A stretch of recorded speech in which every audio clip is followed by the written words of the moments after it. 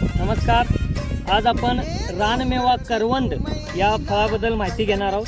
आपण या ठिकाणी पाहू शकता, या फळाला डोंगरची काळी मैना असं म्हटलं जातं.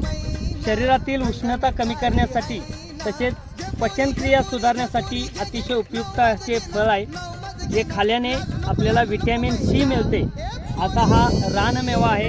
हा रानमेवा आपण खाऊन झाल्यानंतर घरी घेऊन जायचं असेल तर आपल्या आजूबाजूला पळसाचं झाड असतं. त्या पळसाच्या झाडाला 3 पानं असतात आणि त्याच्यामध्ये जे पान असतं ते पान तोडून घ्यायचं आहे. आपण आता त्याचा एक टोप बनवत आहोत. हे बघा, अशा पद्धतीने आम्ही पळसाची पानं आणलेले आहेत. हे एकावरती एक असं पान ठेवायचं आहे. आणि या आहेत कडुलिंबाच्या काड्या.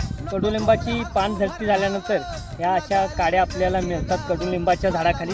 या काड्या घ्यायच्या आहेत आणि हे पान असं दुमटायचं आहे आणि त्याच्यामध्ये अशा काड्या ओवायच्या.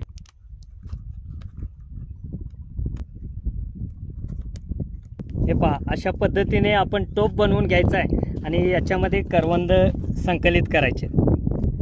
याच्यामध्ये कमीत कमी 1 किलो करवंद बसू शकतात. एवढा मोठा हा टोप आहे आणि हा भरल्यानंतर अशा पद्धतीने पकडून आपण घेऊन जाऊ शकतो.